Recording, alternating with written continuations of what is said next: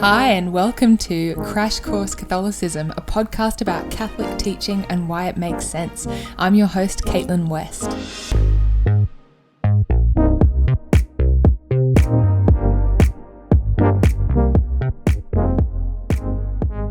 Hey friends, and welcome to the first of our episodes on the books of the Bible. So over the next few episodes, as part of our deep dive into the Bible, we are going to go through all 73 books of the Bible, both the Old Testament and the New Testament. We're going to talk about what each book is, what it's about, and where it fits in the Bible. So the aim of these episodes is to give us a kind of overview of the whole Bible, like a bird's eye view. Not as a replacement for reading it, but more as a kind of gateway into reading the Bible or to reading it more deeply. Because this is something that, I've heard it many times before, and I've certainly encountered it myself, that many of us have this desire to read the Bible. We want to get to know it, but we don't really know where to begin. Or we might not know what we're looking at when we open each of these books.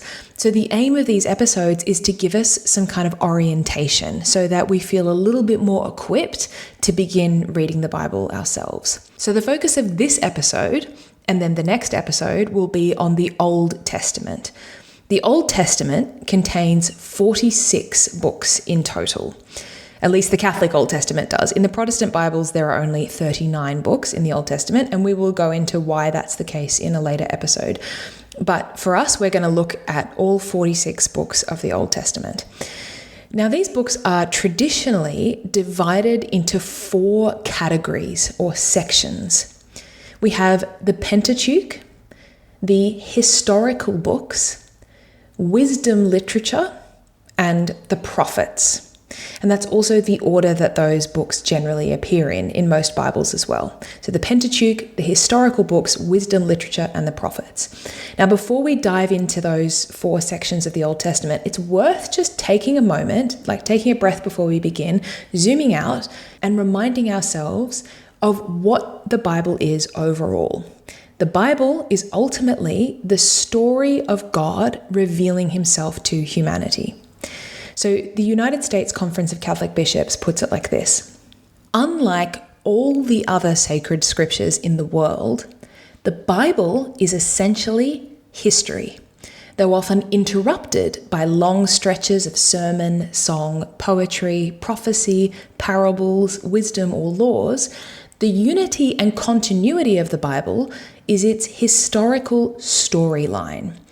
Okay, so the Bible is the story of God revealing himself to his people, even though that story is interwoven with prayers and songs and parables and proverbs. Now, when it comes to the Old Testament, of those 4 categories of books, so the Pentateuch, historical books, wisdom, literature, and the prophets, it's the Pentateuch and the historical books that together form the primary narrative spine of the Old Testament. So these are the sets of books that deal explicitly with the story of salvation history, of God's unfolding relationship with his people across time. In contrast, the wisdom books and the prophets are divinely inspired writings that were composed and compiled at various moments within that timeline. So the wisdom books contain prayers and poetry and reflections on the spiritual and moral life, and the prophets proclaim God's message to his people, calling them to faithfulness and foretelling the coming of the Messiah. And these works were all written and composed and compiled during that historical timeline that the Pentateuch and the historical books describe. And of course, that's a slightly oversimplified contrast because the Pentateuch and the historical books do also contain laws and poetry as well.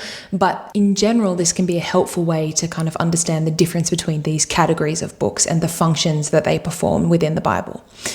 So in this episode, we're going to talk about the Pentateuch and the historical books. And I think that will be a really helpful way to kind of set the scene by describing that historical narrative. And then in the next episode, we'll go into the wisdom literature and the prophets. So with all of that said, let's jump right into it by talking about the Pentateuch. So the Pentateuch is also referred to as the Torah or the law in Jewish tradition. The Pentateuch is made up of 5 books. So that word, penta, means 5 in Greek, and teuchos means scroll or book. So it literally means 5 books. And these 5 books are Genesis, Exodus, Leviticus, Numbers, and Deuteronomy. Now these 5 books recount the creation of the world, mankind's fall into sin, the stories of the early patriarchs, so Abraham, Isaac, Jacob, the exodus of the Israelites from Egypt, their journey towards the promised land, and the giving of the law by God to Moses at Mount Sinai. So that's the kind of story that is told across those 5 books. So let's briefly go through each of them, beginning with the book of Genesis. So the book of Genesis can really be separated into 2 parts. The first part, from chapters 1 to 11, deals with the creation of the world, original sin, and the early history of the human race. So this is where we find stories like Cain and Abel, Noah and the flood, and the Tower of Babel. And then the second half of Genesis, from chapter 12 onwards, tells us the story of the earliest patriarchs of the Jewish people. So beginning with Abraham and God's covenant with him, and then through Abraham's descendants, including Isaac, Jacob, and Joseph. And the book of Genesis ends with the story of Joseph, who is sold into slavery by his brothers and eventually becomes a powerful leader in Egypt. So we end Genesis with Joseph and his brothers, who together constitute the family of Israel, living in Egypt. Now, Genesis is written using a mix of symbolism and also historical narrative.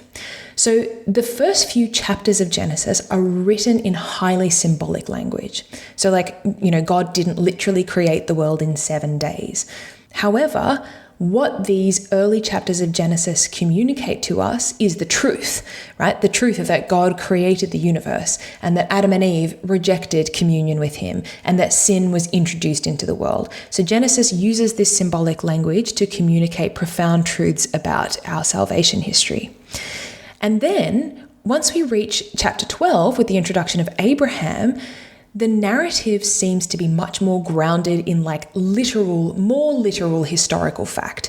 So Peter Kraft points out that historians can pin down specific dates, places, names, and cross-references in secular history from Abraham onward.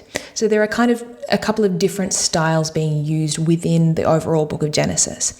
Now, in between those first few chapters with the creation story and then chapter 12 where we meet Abraham, we have some other narratives in between, like Noah and the flood and the Tower of Babel. Now, these stories occupy a space where it's not exactly clear how much we're dealing with literal historical fact, like whether or not there was a kind of biblical flood, and how much we're dealing with archetypes and symbols. There are different theories on this, and there's no kind of official dogmatic teaching on this question.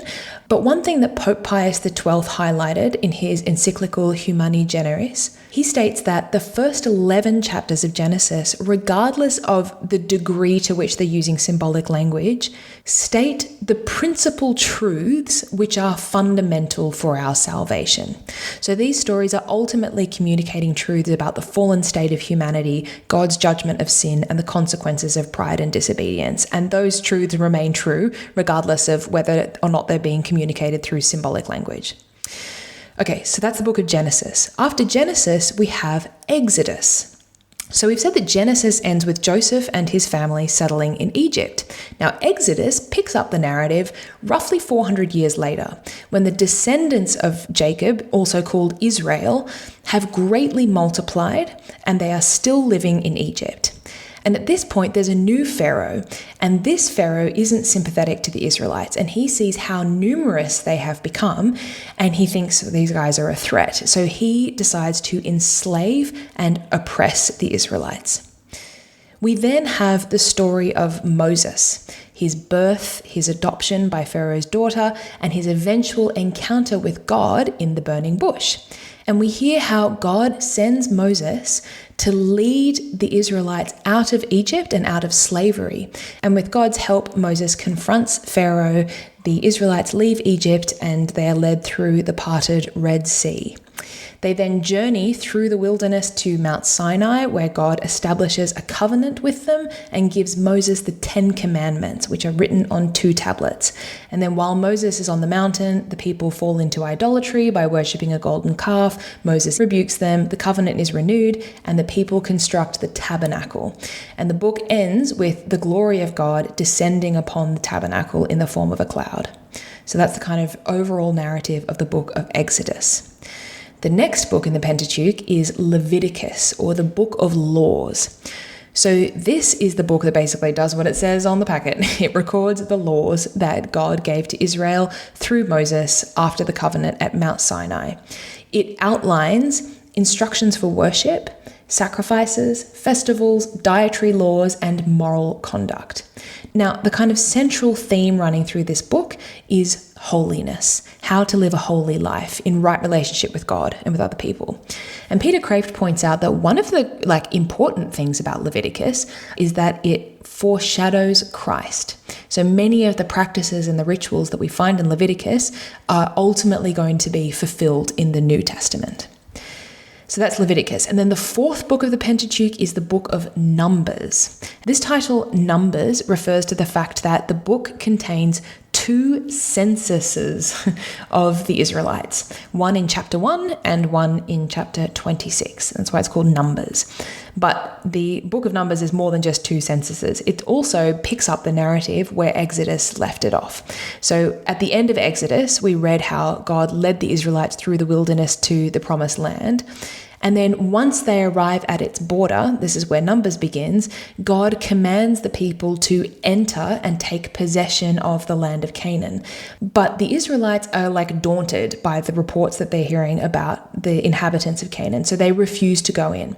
And as a consequence, God decrees that the Israelites are going to wander in the wilderness for 40 years as a form of purification for their lack of trust. So this is the book that recounts Israel's wanderings in the wilderness. So this is the one where we hear all of the stories of the Israelites complaining constantly and, God sending them manna from heaven and Moses striking the rock to give the people water and all the people being bitten by snakes, and then Moses crafts the bronze serpent to save them. So these are all of the stories that occur in the book of Numbers. Peter Kraft describes the narrative of this book as purgatorial, and I think that's a really useful word. The people are going through a kind of purification process through their sufferings and wanderings in the wilderness. And then eventually a second new generation of Israelites grows up, and the book ends with this new generation preparing to finally enter the promised land. Okay. And then we've got the final book of the Pentateuch, which is Deuteronomy. So that word Deuteronomy comes from the Greek word that means second law, because this book basically restates much of the law that was given in the earlier books. So this book is basically a series of sermons given by Moses to the Israelites before he dies. And in this book, Moses repeats and expands on earlier legal material and also historical events, and also reminds the people to remain faithful to God. Deuteronomy ends with Moses' death as he blesses the tribes and glimpses the promised land from afar. So those are the 5 books of the Pentateuch: Genesis, Exodus, Leviticus, Numbers, and Deuteronomy. And they tell the story right up until the point when the Israelites are about to enter the promised land. Okay, so after the Pentateuch, we have the historical books. Now, before we move on to the historical books, just a quick note about how history was written by the ancient writers, because these books deal with history, and so do the books of the Pentateuch. However, it's not history in the way that we might think of, historical writing today. So this is how the US Conference of Catholic Bishops puts it. It says, unlike today's historical writing, wherein factual accuracy and impartiality of judgment are the norm, biblical history, with rare exceptions, was less concerned with reporting in precise detail all of the facts of a situation than with drawing out the meaning of those facts. Biblical history was primarily interpretive, and its purpose was to disclose the action of the living God in human affairs. And then there's an article in Catholic Answers that says something similar. It says the primary purpose of Scripture is salvation history and not literal history. In fact, the concept of literal history as we understand it today was a foreign concept to literature at the time when the Old Testament was written.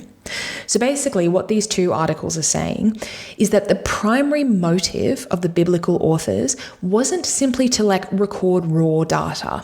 The aim of the biblical authors was ultimately to communicate the deeper spiritual meaning of events in history. There's actually a really great article by Jimmy Akin, which I will link in the show notes, and he explains some of the things that ancient writers might do in the service of kind of exploring the deeper spiritual narrative. So they might do things like arranging events according to topic or theme rather than chronologically. So not accurately saying what followed on from what, but grouping events together because they speak to each other in important ways. Or they might paraphrase a person's words, not to distort the truth, but to kind of draw out the theological significance of the event. So the historical books of the Bible, they are history, they are recording real events. But it's important to understand that the way that they're recorded, their primary purpose is to show God's work in human affairs and to communicate spiritual messages rather than just accurately, exactly record what happened. Okay, so with that kind of note made, let's move on to the historical books or the historical narratives. So there are 16 of these books, and we are going to smash through all of them. We can do this. So these 16 books are Joshua, Judges, Ruth, 1st and 2nd Samuel, 1st and 2nd Kings, 1st and 2nd Chronicles, Ezra, Nehemiah, Tobit, Judith, Esther, and 1st and 2nd Maccabees. Now, don't worry if those names just flew right by you, because we're going to go through each of them one at a time, or actually sometimes two at a time for the sake of being succinct. So the historical books tell the story of the Jewish people entering the Promised Land and living there under the rule of judges and kings before eventually going through a civil war that divides the kingdom in two. And then both of the kingdoms are eventually invaded and conquered. The Israelites go into exile in Babylon for 70 years before returning to rebuild Jerusalem. So that's the overarching narrative that the historical books tell. So let's go through them now, beginning with Joshua. Joshua is all about the beginning of the Israelites' settlement in the land of Canaan, which becomes known as Israel. So you might remember that the Pentateuch ends with the death of Moses as the Israelites are preparing to enter the Promised Land, and then the book of Joshua picks up the story at that point. Under the leadership of Joshua, who is Moses' appointed successor, the people of Israel cross the Jordan River and they begin their conquest of Canaan. The book recounts their military campaigns, the defeat of different Canaanite kings, and the division of the land among the 12 tribes of Israel. And then after the book of Joshua is the book of Judges. Now, the original Hebrew word for judges, or that we translate to judges, doesn't refer so much to a judge as we might think of them today, so a legal magistrate. Instead, that word refers more broadly to a leader, often a military or a political leader. So the book of Judges tells the story of a series of judges or leaders who ruled Israel after the death of Joshua over the period of about 400 years. Now, this was a particularly messy period in the history of God's people, because once the Israelites were settled in the Promised Land, and then especially after Joshua died, we read in the book of Judges that another generation grew up who did not know the Lord or the work that he had done for Israel. So throughout Judges, we read about how the Israelites are just constantly falling away from God and beginning to worship pagan idols. And whenever this happens, the consequence is that God allows them to fall into the hands of their enemies. And then, of course, once that happens, the Israelites repent and God sends a judge to deliver them. And then there is a period of faithfulness before the Israelites lapse back into their old ways again. And this whole process of, sin, repentance, renewal happens all over again. So that's the kind of recurring pattern of the book of Judges. And even the judges themselves were often flawed and imperfect leaders. So for example, this is the book where we read the story of Samson and Delilah, or the story of Gideon, who has trouble trusting God. So the book tells the story of a lot of very flawed people and their messy lives. The last line in this book basically sums up this whole period. It says, "In those days there was no king in Israel. All the people did what was right in their own eyes." Okay, so that's the book of Judges, which follows on from Joshua. And then the next book narrates a new phase in salvation history when the nation of Israel was no longer led by judges, but was instead led by kings. So this is the story that is told in the books of Samuel and Kings. However, before we get to the book of Samuel, the first book of Samuel, we first encounter a very short narrative that is tucked between the end of Judges and the beginning of 1 Samuel. And that is the book of Ruth. Now, this book is really short. It's only 4 chapters long, and it tells the story of a woman named Ruth who was living during the time of the Judges, which is why it's positioned here in the Bible. Now, Ruth was a Moabite woman. Now, the Moabites had like a complex and sometimes hostile relationship with the Israelites, but Ruth was married to an Israelite whose family had settled in Moab. And then after his death, Ruth chose to return to Israel with her mother-in-law Naomi and to embrace Naomi's God and become part of the people of Israel. Now, this was a kind of extraordinary act of love and loyalty because Ruth, now that her husband has died, she has no obligation to Naomi and certainly no obligation to give up her homeland and her future and to go and live in Israel. So Ruth is immediately positioned as this deeply loving and loyal and virtuous woman. Ruth then becomes known for her virtue and her kindness among the Israelites, and eventually she meets and marries a good and upright man named Boaz, and together Ruth and Boaz become the great-grandparents of King David. So it's a very short story, but a really beautiful story that highlights the fact that even when everything is really messy and dark, because again, this is the period of Judges where everything is kind of messed up, there are always good people who inspire us with their virtue. And they're often not the people that we expect, so like a Moabite rather than an Israelite. I also just love how this is like, in many ways, a very ordinary domestic story about virtue that's just told amongst all of these grand historical narratives of judges and kings. So that's the book of Ruth. And then after Ruth, we return to our historical narrative with the first book of Samuel. So Samuel was the very last of the judges, and this first book tells us the story of his life and death. And then it tells us the story of Saul, who was the first king of Israel. So in chapter 8 of the first book of Samuel, we read about how the Israelites approach Samuel and they demand a king because everyone else has a king, so we want a king. And then Samuel, after kind of conferring with God, warns the Israelites that a king will oppress them and is not going to be a good leader. But the people insist that they want a king. So Samuel anoints Saul as their king. And then sure enough, Saul turns out to be a deeply flawed leader. So the first book of Samuel ends with the death of Saul. And then the second book of Samuel begins with David becoming king. So David was the successor of Saul.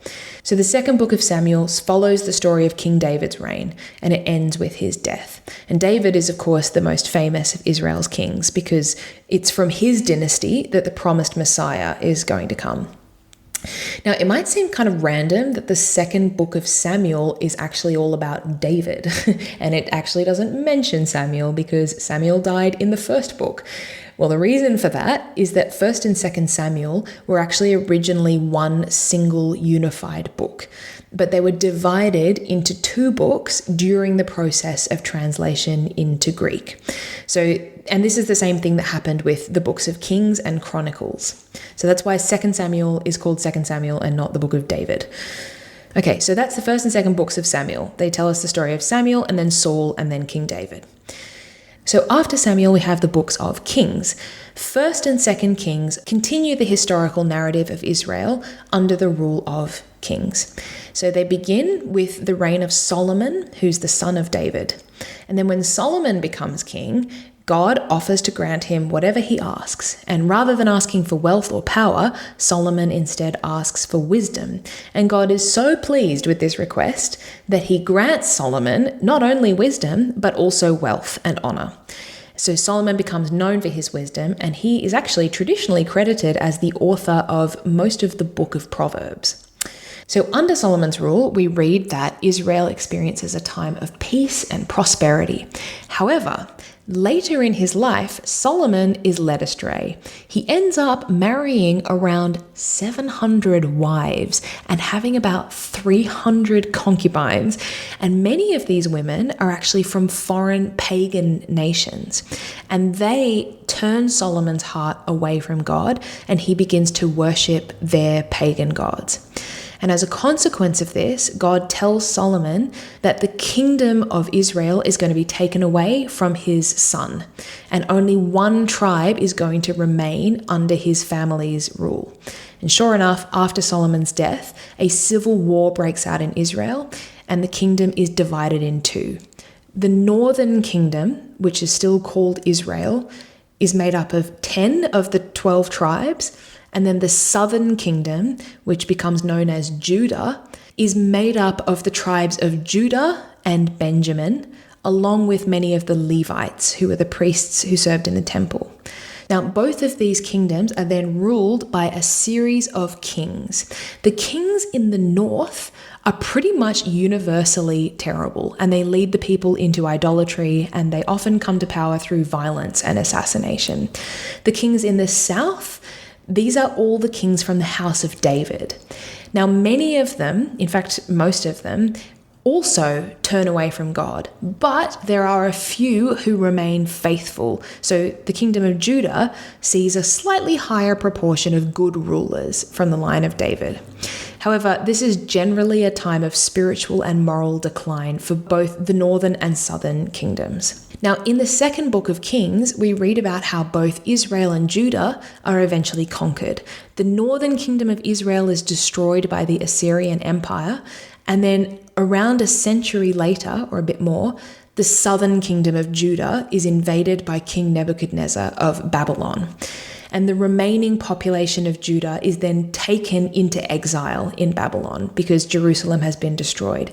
And this begins a period known as the Babylonian exile. So that's the first and second book of Kings. Now, one thing to point out is that during this time of Kings, when there's civil war and division and decline and exile, this is actually the time when many of the prophets, the major prophets, were living and teaching. So, for example, in 1st and 2nd Kings, we read all about the prophet Elijah, who is often considered to be the greatest prophet of the Old Testament.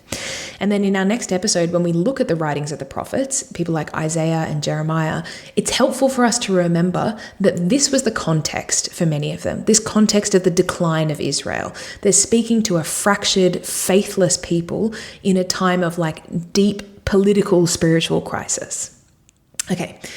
After the 2 books of Kings, we have the 2 books of Chronicles. Now, Chronicles actually covers essentially the same historical period that the books of Samuel and Kings did.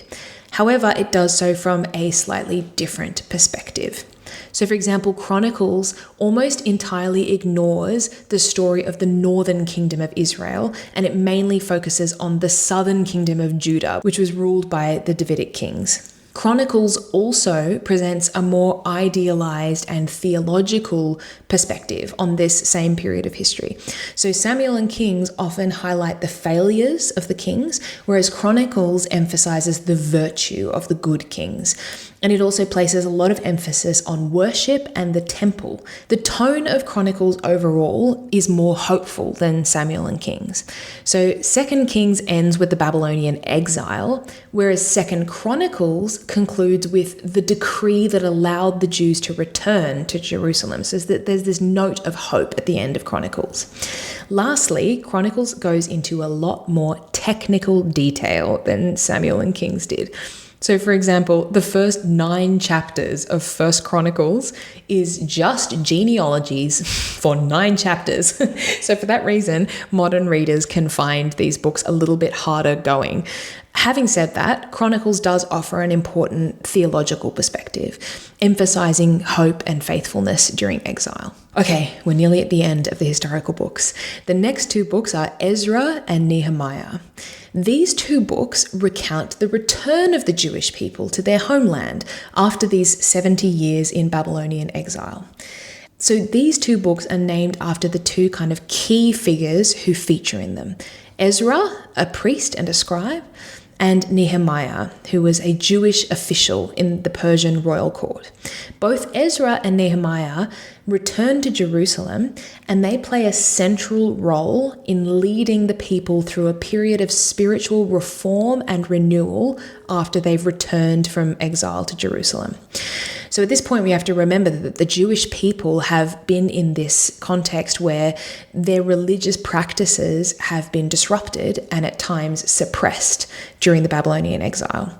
And then under Ezra and Nehemiah's leadership, the people are able to renew their covenant with God, and religious and social reforms are implemented. The law is read aloud to the people, and that's what prompts them to renew the covenant. And finally, Jerusalem's temple and city walls are rebuilt. So this is a period of renewal led by Ezra and Nehemiah. Now, just like how the book of Ruth offers us a little pause from that historical narrative, the book of Esther, which follows on from Nehemiah, presents a story that kind of, again, pauses the historical narrative and offers us some insight and perspective. So the book of Esther is set in Persia during the time of the exile. And many biblical scholars actually classify this book as what we call a free historical narrative.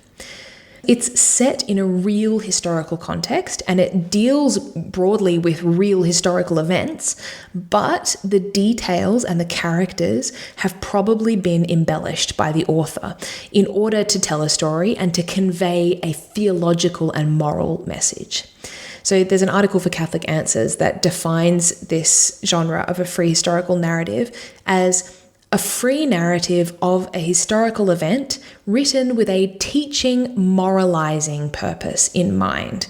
So this book of Esther tells the story of a woman called Esther, who is a Jewish woman, an Israelite, who becomes the queen of Persia after she wins the favor of the king. Now, the king is not aware that she is an Israelite. And at one point, a high-ranking official named Haman devises a plan to have all of the Jewish people exterminated. And in response, Esther very courageously reveals her true identity to the king as an Israelite, and she pleads on behalf of her people. The king then reacts by having Haman executed, and the Jews are saved by the bravery of Esther. So the book of Esther not only tells the story of the virtue and bravery of Esther, but it also explained the origin of the Jewish festival of Purim. Finally, we can conclude our overview of the historical books by considering a group of texts known as the deuterocanonical books. The term deuterocanonical means of the second canon. So these books did not originally appear in the Hebrew Bible, but they are included in the earliest Greek translation of the Hebrew scriptures.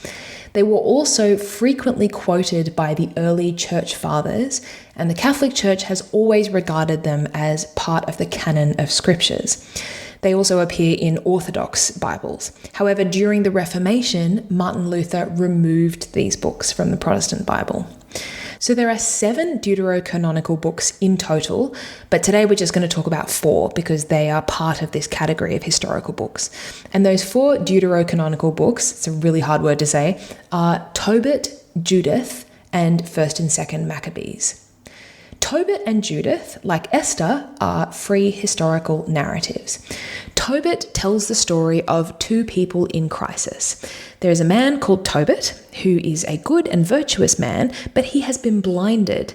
And the way he got blinded was by having bird droppings fall into his eyes, random, as you do. So he's blind.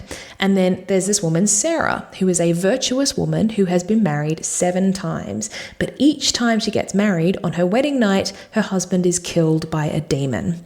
So both Tobit and Sarah are kind of in crisis, and they pray for God's help.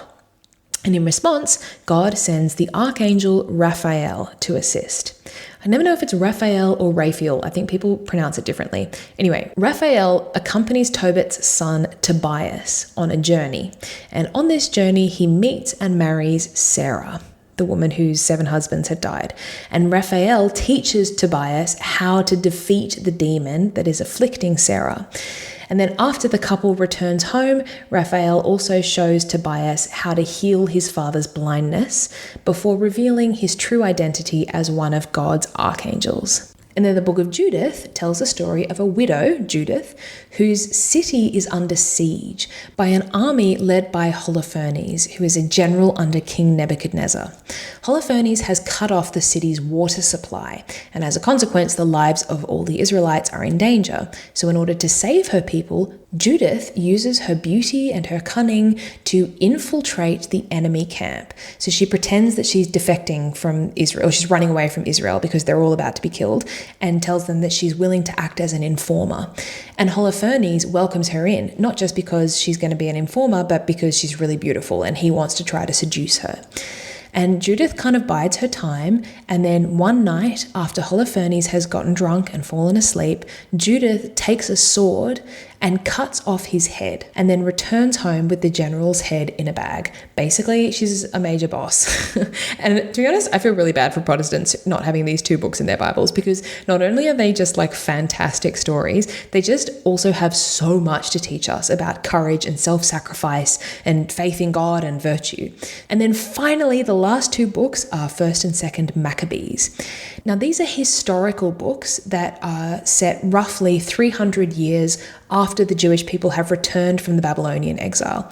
So in the last of the historical narratives, remember we were talking about Nehemiah, where the Jews have come back and they have rebuilt Jerusalem, and there's this period of renewal. So 1st and 2nd Maccabees tells a story about 300 years later. The events of these books take place around the 2nd century BC. So during the time when Jerusalem had been invaded and occupied by the Seleucid Empire. A group of Jewish rebels led by Judas Maccabeus and his brothers launch a revolt, and they ultimately succeed in reclaiming the temple. And the rededication of the temple that is recounted in Maccabees is the origin of the Jewish festival of Hanukkah. So both 1st and 2nd Maccabees recount essentially the same events, but they differ in tone and theological emphasis, kind of like how Chronicles recounts the same events as Samuel and Kings. Peter Kraft summarizes the difference between 1st and 2nd Maccabees by saying that 1st Maccabees reads more like a historical account, while 2nd Maccabees is more like a sermon that reflects on that history. So that brings us right up to the point of the narrative where the New Testament begins. So we've gone all the way from the Pentateuch, those 5 books describing the creation of the world, the stories of the early patriarchs like Abraham and Joseph, the journey of the Israelites from Egypt to the Promised Land led by Moses and then later Joshua. And then we covered the historical books of the Old Testament, recounting the period from the Israelites' entry into the Promised Land through the time of the Judges, the united monarchy, the division of the kingdoms into Israel and Judah, their eventual defeat and exile, and then the return from the Babylonian exile. Whew, we nailed it. Okay, in our next episode, we're going to look at the wisdom books of the Old Testament and also the prophets. Great. Can't wait. All right. I hope that you have a fantastic fortnight, and I can't wait to continue this deep dive into the Old Testament super soon. Talk to you later. Okay, bye.